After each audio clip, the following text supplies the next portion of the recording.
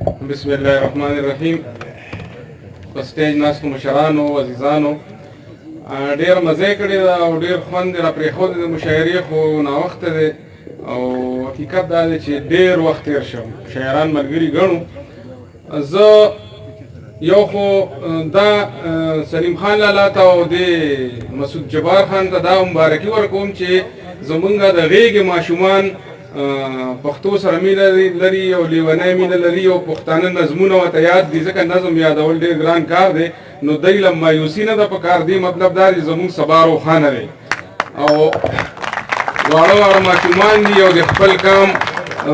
د خپلې ژبې سره تړون لري، نو دا ډېره د خوشحالۍ خبره ده. بله دا ده چې زه د ځوانانو ته یو دا خبره کوم صرف مختصره چې زمونږ په نصاب کې پښتو او پښتونولي نشته، ځکه تاسو دلته چې کوم تعلیم یافته هلکان ناست دي، اوس که چېرې زه د هغوی نه دا تپوس وکړم چې د جنا صاحب د مور بیبي څه نوم دی، نو کېدی شي چې کوم ګریجویټ هلکان وي نو هغوی ووایي چې د هغې نوم ایمي بایي و. دا هم کېدی شي چې زه ورته ووایم چې د جنا صاحب د پلار څه نوم دی، نو کېدی شي چې ووایي چې پونجا جنا. دا هم کېدی شي چې زه تپوس وکړم چې د جنا صاحب د بیبي څه نوم و، نو هغه به ووایي چې رتن بایي. زه دې نه د معنو تپوس نه کوم، خو که زه دې تپوس وکړم چې ستاسو دا نیکه چې کوم دی عمر بابا دی کوم ځای ښخ دی، نو کېدی شي چې د نیمې نه زیاتو خلکو ته دا پته نه وي چې د هغه دفن کوم ځای دی. نو دا ډېره د افسوس خبره ده چې دا زلمي ته خپل تاریخ دا پته ورته نه چې زما نیکه ابا او عمر کوم ځای کې دفن دي، چې زلمي ته دا پته نه چې زما تاریخ څه دی، زما نریټیو څه ده، زما بیانیه څه ده. نو دا ډېره د افسوس خبره او داسې شاعري، داسې ژبه او داسې کام ورته پته نه چې تاسو سوچ وکئ د نن نه تقریبا د نن نه څه شپېته او یا کاله مخکې ګلستان بابا یو سندره ویلې وه د مشرانو ته به یادوي زما د عمر خلکو ته چې ګلونه راوړه د ګلزاره زما اشنا راځي، د خاپیرو د باغ مالیاره زما اشنا راځي. د هغې نه 50 کاله پس په وژنتیماله باندې همدغه سندره وژنتیماله په ټال ناسته وي، په 15 لکه باندې هغه ټال جوړ شوی د ګلونو په ټال، او هغه وایي چې رفي دا سندره وایي چې بهارو پول برساو میرا محبوب گر آیا ہے. تاسو سوچ وکئ زمونږ جمالیاتي حس دومره توانا دی چې د هندوستان نه 50 کاله مخکې زمونږ یو ولسي شاعر ویلي چې ګلونه راوړه د ګلزاره زما اشنا راځي، د خاپیرو د باغ مالیاره. زمونږ یو عام د کلو یو شاعر ویلو چې خبرې زمونږ کېږي اوس اشنا کلي په کلي، او د هغې نه 80 کاله پس پروین شاکر ووي چې کوبه کو پیل گئی بات شناسایی کی. یعنې د هغې دومره لویه شاعره زمونږ د لارو د کوڅو د شاعر برابري. دا زمونږ جمالیاتي حس دی، داسې شاعري د مونږ سره داسې ټپې دي څنګه چې د ځوانانو مطالبه کوله د ټپو چې هر یو ټپه په خپل ځان کې یو سمندر دی. او دا هم د تاسو ته پته وي چې په سلو کې یو کم 100 ټپې زمونږ مېرمنو ویلي دي، او دا هغه نالوستو مېرمنو ویلي دي چې هغه په معروفو معنی کې تعلیم یافته هم نه دي.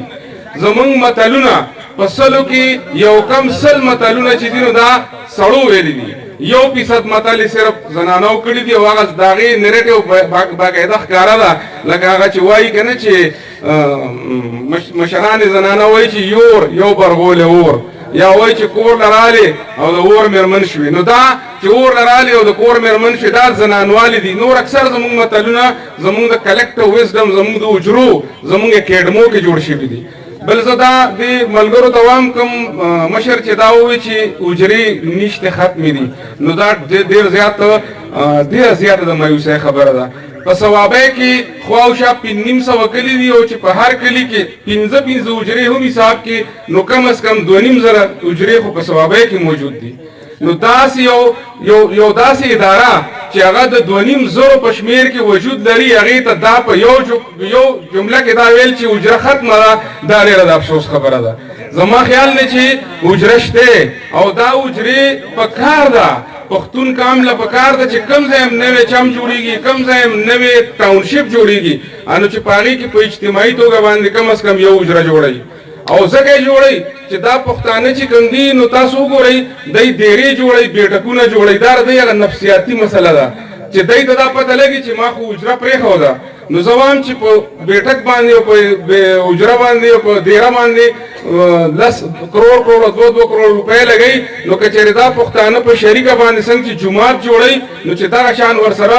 ځکه چې زموږ کلچر د اجري او د جمعات د دواړو دی او تاسو وګورئ زموږ په کلو کې چرته چې جمعات ته خوا کې وسره اجره ده نو په کار دار چې موږ اجري هم جوړو په نو چمونو کې او کله چې باچا خان رحمت الله علیه د پښتنو اجري جارو کولې نو دا غي دا مطلب نو چې هغه دا مطلب چې بټول مر اجري جارو کوم دا هغه مطلب دا چې موږ ته دا خبره په کوته کوله چې تاسو سره داسې یو اداره موجود ده چې پاغي باندې خرج شوی دی یو ځل او د ټول چم شریکه اداره ده د ټول کلی شریکه اداره ده نو تاسو دا آباد کړئ او هغه ته خپل قومي تحریک راوړ او دا جاروي چې پکې واره نو غندګي چې وته راغلي واغه چې موږ پکې لمړه دي جنگول یو پکې خلکو ډمي ګړول یو سنګانې جنگو ناغېتی نهستل دا هغه چې پکې جارو وال اصل کې پښتونولي چې پولیټیک شي و د انګريز د وجه هغه ته نه یستا او د آزادۍ تحریک اجري تر اذن نه کوو نن هم کولای شو موږ چې خپل بچو له اجري نوري مبادی کو په خپل اجرو کې لایبرری جوړ کو په خپل اجرو کې انټرنیټ لګاو او د خپل اجرو لپاره د پیسو تنظیم کو هغه له دکان جوړ کو هغه له دکانونه جوړ کړي دغه خرچه پاغه اجره کیږي هغه له سړیو نیسو دا څنګه نه ځکه چې اجره باندې خرچه شوی دا او موجود ده نو په کار ده چې دا زموږ څنګه چې تاسو دا خبره بس اخیری دی باندې راټولوم چې دا یاد ساتل په کار دي چې د اجري نعم البدل چرم بیٹک نشي کېده د اجري نعم البدل چرم ډیره نشي کېده دا ځکه چې ډیره او بیٹک زما پرسنلی زما ذاتی وي کوم سړی چې راضي هغه مال راضي ډایلاګ چې زده کیږي مکالمه چې زده کیږي په اجره کې زده کیږي ځکه چې اجره چې کمدان او دا ټولو شریکي نو الته کې خلک سر جنگ زده کوي او کوم کام چې سر جنگ زده کی د مکالمې چل زده کی نو هغه ګرم جنگ نه کوي په اجره زمونږ اکیډمي ده په دې کې مطالعه جوړ شوې دي اجره زمونږ د رومانټیسیزم کور تاسو سوچو کې په دنیا کې به چرته هم داسې یو کام پیدا نه کوي چې داسې یو ادارې جوړ کړي چې دا غیر 15 کار په یو ځل غستې شي په دې کې زمونږ سماجی غم خاده پکې کیږي په دې کې زمونږ ټنګ ټکور زمونږ ځوانان په کې انټرټینمنټ کوي دې کې به اقتصادي مشورې کې دې ست چې به مونږ اشار ویل په دې کې تاسو وګورئ نو زمونږه جرګه مرکه کیږي چې کوم زمونږ ډیسپیوټ ریزولوشن باډي ده زمونږ تنازع او اړون کې اداره ده زمونږ ژوند روغی زمونږ ادارې روغی مونږ ته سړیتوب خي او په دې کې مطالعه جوړیږي دا زمونږ اکیډمي ده دا زمونږ د کلیکټیو نو زه تاسو دا وایم چې په یو پښتون دومره هوښیار کام دی چې یو ځلې په دوو کمرو باندې پیسې لګولې دي او د 15 ادارو کار ترې نه اخلي نو ولې دې مونږ په دې دور کې په دې 21مه صدۍ کې چې اسیم چې دنو خلک اوس وایي چې دا د اکانومي دور دی او دا د کارپوریټ اکانومي دور دی نو په کار ده چې اجره دې زمونږ آباد وي ځکه چې اجره خو شته که نه ولې پکې مونږ نه کینو ولې به د خپل بچي نه بوزو او ولې مونږ هغه د ناستې پاستې مرکز نه جوړو نو زه دې ځوانانو ته دا وایم چې خپلې ژبې سره خپل کلچر سره مینه پکار ده خپل ژوند جواک سره او ستاسو زمونږ دا ژبه چې ده نو دا زه هر ځای دا خبره کوم چې دا ګورې صرف ژبه نه ده دا زمونږ قاعده ده دا زمونږ قانون دی خوشحال بابا مونږ ته وایي چې یو بل خوشحال بابا مونږ ته خپل دغه خي خپل جغرافیه خي نو درست پښتون له کندهار تر ټکا سره یو د ننګ پکار پټ او اشکار نو بیا وای په یو جبه ویل سره پښتو کړو ولې نشو له خبردار مطلب دا چې مونږه ټول تړي یو بل سره پښتو او دا زمونږ د ژوند قانون دی مونږ یو بل توایو چې تا ما سره پښتو نه کړي مونږ یو بل توایو چې تا زما پښتو کا چکړه په دنیا کې یو قوم بل قوم ته دانش ویل عربي بل عربي ته دانش ویل تا ما سره عربي نه کړي انګريز بل انګريز ته دانش ویل چې تاسو ما انګريزي کا چکړه همون وایو چې تاسو ما پښتو کا چکړه د دې مطلب دا دی چې پښتو زمونږ د ژوند قانون هم دی زمونږ نظام هم دی نو کچېره دا قانون رکیږي کچېره دا قاعده رکیږي نو دې سره به اسلام ومزي دې سره به زمونږ قدرونه ومزي دې سره به زمونږ ادارې ومزي ځکه چې دې سره کم از کم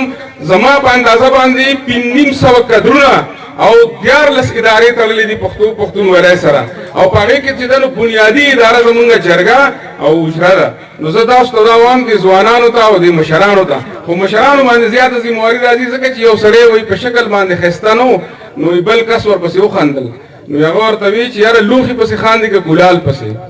هغه چې کوم بدرنګ کس نو هغه ورته وایي لوښي پسې خاندي که ګلال پسې مطلب دا که یو بچی د خپل کام نشو کېدلی دی که یو بچی د خپل کلتور نشو کېدلی دی نو ګناهګار دا بچی نه دی ګناهګار یې پلار دی نو نن دا ضرورت دی چې موږ خپل بچی ته دا وښیو چې دا کلتور چې دی دا یو ونه ده،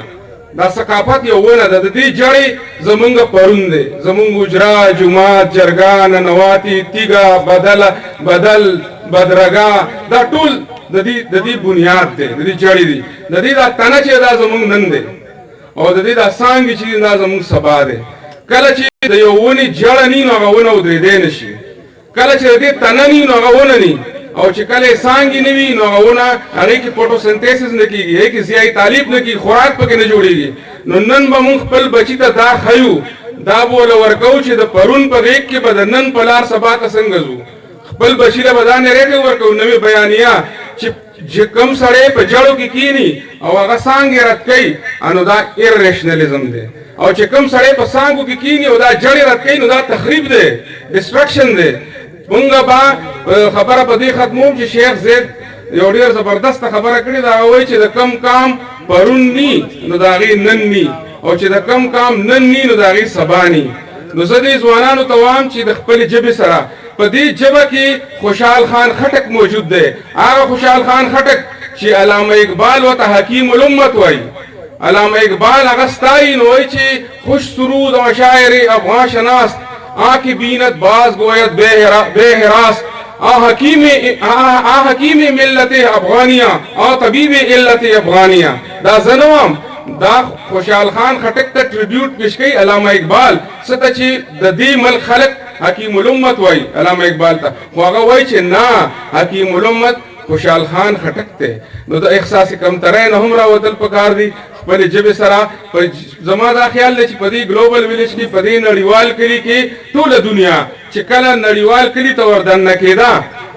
نو هغه د خپلې جغرافیې سره خپلې ژبې سره وردننه شوې ده. صرف پښتون داسې بدنصیبه قام دی چې نه د خپلې جغرافیې سره وردننه شوی دی او نه د خپلې ژبې سره. نو زه دا وایم چې خپله ژبه دا شکر دی چې زمونږ ژبه د کمپیوټر ژبه شوه، خلکو په محنت وکړو په ذاتي حیثیت کې. خو زه دا وایم چې دې ژبې سره مینه پکار ده، او سرکار خو نه به خپلې مطالبې کوو، خو کم از کم د خپلو عزیزانو ته دا خبره کوم چې تاسو خپل د اجرو بورډونه د نن نه، د دیرو د اجرو بورډونه نن نه په پښتو کې کوي. دا وعده وکړئ ما سره په دې سټیج باندې چې نن مونږ لاړ شو نو د سوره بورډونه چې مونږ په جوماتونو باندې دي، سوره بورډونه چې زمونږ په دکانونو دي، سوره بورډونه چې زمونږ په کورونو دي، دا به ټول په پښتو کې کوو. وعده ده؟ دا خو زمونږ په لاس کې ده که نه؟ دا زمونږ دا هیڅ چاته ضرورت نشته. په جومات کې لیکي یہاں پیشاب کرنا منع ہے، یوره دا د یو پی خلک دي، ولیکه ورته دلته کې واړه بول مه کوئ. دا زمونږ ذمواري ده. په اجره کې لیکلي خوش آمدید، هر کله راشه ورته ولیکه. ته پښتنو د ناستې پاستې د ژوند ځواک بنیادي اداره ده د ثقافت، او تا پکې اردو لیکلې ده. نو زه دا وایم چې اردو به هغه چا سره وو چې هغوی له پښتو نه ورځي، هغه ځای به اردو وو. انګریزي به هغه چا سره وو چې هغوی له انګریزي نه ورځي. مونږ چې څنګه یو بل سره پلار سره اردو کې خبرې کول مونږ ته ځان بدي ښکاري، او دا د پلار بې عزتي ده. نو دقه شان دي دا اجره چې دا زمونږ نیا ده، نو دې کې اردو مه لیکئ، دا د اجرې بې عزتي ده. دې کې پښتو ولیکئ کم از کم. ډېره مننه. بس یو څو شعرونه وایم چې صبر کوه خو ناراستی مه کوه، صبر کوه خو ناراستی مه کوه، غلطي خیر دی خو غلطي مه کوه. او ورپسې شعر دی چې تل د ټګمارو نه په ډډه اوسه، تل د ټګمارو نه په ډډه اوسه، خو ته هم چا سره ټګي مه کوه. او بل شعر دی چې هسې چې هم د سر او هم د جیب خالی دی، چې هم د سر او هم د جیب خالی دی، هسې په اوچه کې خاني مه کوه. او ورپسې شعر دی چې هغه د نښکاري نه صحیح. بیا شعر دی چې که کار دی وران شي څه خبره نه ده، خو اراده ته درواني مه کوه. او کامی کاروان دی کونجی کلکه ورکه، کامی کاروان دی کونجی کلکه ورکه، پښتونه دلته ځانځاني مه کوه. کامی کاروان دی کونجی کلکه ورکه، پښتونه دلته ځانځاني مه کوه. او د تور میږي غونده کتار جوړوه، د تور میږي غونده کتار جوړوه، د تور خامار سره سیالي مه کوه. او دا خپله خاوره لکه مور زمونږه، د مور په غېږ کې خونریزي مه کوه. او ښکلو ته ګوره سترګې مه پټوه، ښکلو ته ګوره سترګې مه پټوه، شیخه د خپلو بې قدري مه کوه او سمه په نره باندې غاړه راکړه سمه په نره باندې غاړه راکړه په یارانه کې بیماني مه کوه او ښه په مزه مزه د غېږ وباسه ښه په مزه مزه د غېږ وباسه جانانه هر څه کتابي مه کوه او د خپل امین د سادګۍ په خاطر د سره چرې دوه جبي مه کوه